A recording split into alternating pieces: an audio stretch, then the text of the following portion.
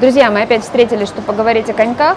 Накопилось много вопросов в комментариях, поэтому я записываю еще одно видео, где попытаюсь ответить на все ваши вопросы. Добрый день. Вы купили коньки и хотите убедиться, что с ними все в порядке. Правило номер 1. Коньки должны самостоятельно стоять на ровной поверхности.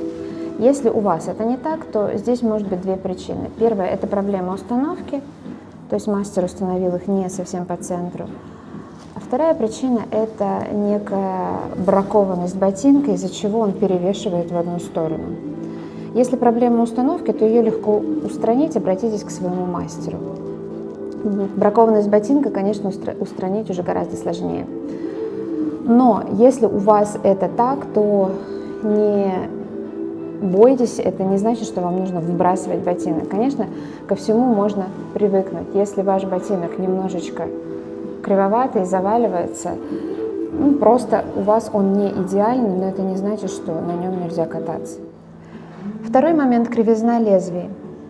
При нормальном состоянии, при наклоненном лезвии, чтобы когда у вас зубец упирается в лед, здесь должно проходить примерно 2 пальца, может быть меньше. Зависит от профессиональности лезвия. Здесь немножко меньше, у меня 2 пальца не влезают, потому что это детские коньки, они не самые профессиональные. Примерно вот так, 1,5 пальца минимум. Если меньше, то это уже будет серьезно вам мешать осваивать вращения, повороты и так далее. То есть минимум у лезвия должна быть кривизна в прохождении 1,5 взрослых пальцев. Также хотела вам показать ботинки. Вот это Ris Sport Lux, на которых Женя сначала катался, сейчас на них Варя. Я снимала про них видео, для того, чтобы вы понимали, что такое кривой ботинок. Они дешевые, и нам их отдали. Не суть, для ребенка подойдет, и вообще, в принципе, посмотрите. Сейчас я попытаюсь, чтобы это видно было. Видите, как отходит лезвие от...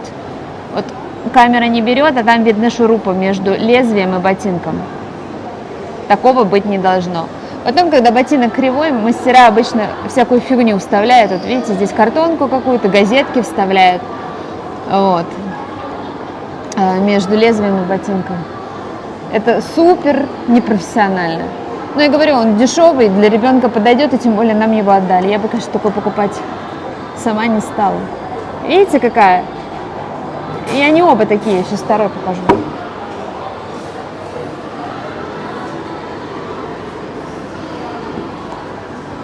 На это стоит обращать внимание. Тоже отходит здесь.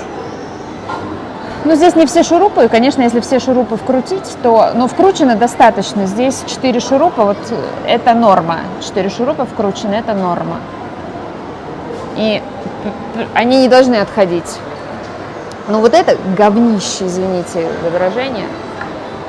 Вообще, знаете, это, конечно, скажем так, если уж говорить честно, Риспорты, Эдеи и там все прочие коньки такого класса, это любительские коньки. К сожалению, нам в Россию не привозят настоящие профессиональные коньки, типа Клинкбайл, то, что выпускают только в Америке, которые кожаные полностью, то есть эта часть тоже состоит из прессованной кожи. Чем хороша прессованная кожа? Она дает лучшую амортизацию при приземлении. Это очень важно для профессионалов, потому что они очень много прыгают. И, соответственно, хорошая амортизация, она бережет ваши суставы. Здесь пластик, на этих коньках. На всех коньках, Риспорты, Графы, все, которые у нас есть в продаже в России, они все сделаны из пластика, я имею в виду эту часть, подошву. Это кожа, это пластик. Должна быть здесь тоже кожа. Клинкбайлы, они, конечно, стоят огромных денег. Сейчас, по-моему, их сняли. Раньше их можно было купить на заказ, сейчас их сняли с производства. Поэтому так. В целом, Риспорты считаются одной из самых травмоопасных моделей, потому что здесь очень этот язык очень, скажем так, мягкий. Особенно это касается Риспорт-роялов. Здесь эта часть ходит, и нога отходит от задника. Из-за этого есть высока вероятность получить травму. Поэтому лично я люблю Риспорты, потому что у меня чувствительная кожа, и меня все время здесь трет. Из-за этого многие спортсмены тоже выбирают риспорты. Но лично я думаю, что для тех, кто прыгает четверные, все-таки риспорт не самый лучший вариант, они действительно травмоопасны. Но опять же, люди выбирают для себя, да, у кого-то проблемы с тем, что натирает, и они готовы пожертвовать. Также очень многие любители часто говорят, что вот я так научиться никогда не смогу, имея в виду профессиональные умения. Здесь нужно понимать, что те люди, которые катаются профессионально, у них, соответственно, и другого класса коньки. И хочется особое внимание обратить на лезвие. Очень мало кто понимает, что основную роль в вашем катании, в вашем мастерстве будет играть все-таки лезвие, а не ботинок. Для того, чтобы получались классные вращения, такие как это делают профессионалы, конечно, нужно мастерство, понятно, но и нужны соответствующие лезвия. Если вы спрашиваете меня, какие лезвия вам купить, нужно понимать, что чем дороже лезвие, тем оно круче. Что характеризует лезвие? Это качество сплава, то есть вам нужно будет реже его точить, если оно дорогое, оно будет менее быстро затупляться. И второй момент – это кривизна лезвия.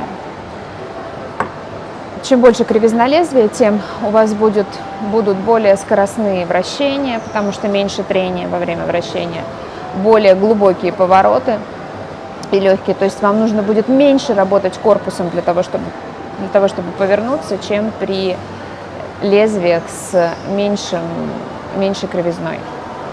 Вот это все нужно иметь в виду. Все в этой жизни реально.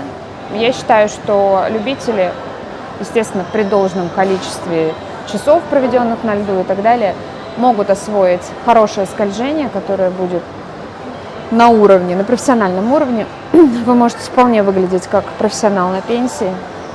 Вращение, прыжки в один оборот. Но остальное уже, конечно, зависит от того, какой у вас бэкграунд детский, чем вы занимались в детстве и в каком возрасте вы начали. Если вы начали, например, лет в 16, то вполне возможно и кататься на достаточно высоком уровне. Очень многие жалуются, вернее, спрашивают совета на тему того, когда поменять ботинки, стоит ли вообще поменять ботинки вот в том состоянии, в котором они есть. И, честно говоря, я у многих девушек вижу вот здесь вот просто до мяса разорванные мизинцы, потому что они постоянно перешнуровываются. Это на самом деле очень неудобно, когда ты, наверное, 20 минут пройдет и уже бежишь опять перешнуровываться, потому что ботинок не держит.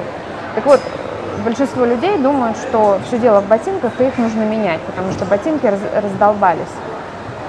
На самом деле, я вам советую сначала просто поменять шнурки. Шнурки нужно менять где-то раз в полгода. Естественно, они должны быть родными, то есть те, которые у вас там, Эдея, Риспорт, вот там же купите в специализированном магазине, поменяйте шнурки, и вы сразу почувствуете разницу.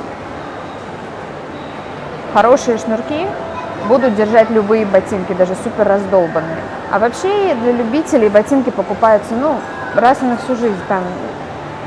Просто если у вас есть лишние деньги, вы хотите более профессиональную модель купить, более какую-то усовершенствованную, это одно. А так, по своим качествам, они не изнашиваются за жизнь человека, если он занимается любительским фигурным катанием. Вот, так что все дело в шнурках, меняйте их почаще, и все будет нормально. Если кто-то подписан на мой инстаграм, то помнит историю, я показывала, как у меня вывалились практически все шурупы из конька. Кто не помнит эту историю или не подписан, подписывайтесь, там у меня много бывает историй. Ссылку вы увидите внизу в описании, и сейчас она появится на экране. Так вот, я пошла к мастеру, просила его вкрутить новые шурупы в те места, где не было дырок. Но из-за того, что у меня лезвие гуляло туда-сюда, там был где-то полсантиметра сдвига, естественно, нужно было сначала процентровать лезвие. И я мастеру про это сказала. То есть он схватил ботинок и давай вкручивать шурупы. Я ему сказала, да вы подождите, нужно же попасть в пазы, в дырки предыдущих лезвий. Он ага-ага, я потом ушла. И сейчас я вам покажу, я не знаю, камера схватит или нет. Вот видите, вот это дырки, которые были. Видите, что тут не видно? Не видно дырки. Потому что лезвие уехало от центра. Да, вот здесь вот у меня было просто раздолбано. Тут одна сплошная дырка, и из-за того, что оно есть, вы видите, самая большая нагрузка вот на этот вот шуруп. Он же первый выпал, там все прогнило. Там одна сплошная дырка вот такая вот овальная. Вот. Здесь вот сместилось, тут должна быть, то есть здесь был шуруп, он вывалился. И на его месте должна была быть дырка, если бы мастер сделал по центру. Но он сделал не по центру, оно уехало, он не обратил внимания и проигнорировал мой комментарий, просто вкрутил вот эти вот шурупы, и у меня теперь коньки стоят не по центру. Вот, и это левый конек. Это конек, на котором я вращаюсь. Просто чтобы не пугать подписчиков первым видео, да, в котором я рассказываю, что он должен стоять. Вот теперь вот этот конек не стоит на ровной поверхности. Что могу сказать по ощущениям? Конечно, ко всему можно привыкнуть. Изначально было неудобно, непонятно, непривычно, но, тем не менее, я привыкла. Ну, гад этот мастер, что можно еще про него сказать? Потому что здесь уже ничего не переделать. Если эти дырки опять выкрутить, сместить как положено, ну, просто некуда уже будет вкручивать. Там будет одна сплошная дыра, они не будут держаться. То есть просто нужно будет выбросить ботинок. Поэтому я вот левой ногой привыкаю вращаться по-другому. Ну, я не могу сказать, что это прямо, вот знаете, если у вас стоит не по центру, и вы уже привыкли так кататься, и вы катаетесь, то с этим вообще ничего делать не надо.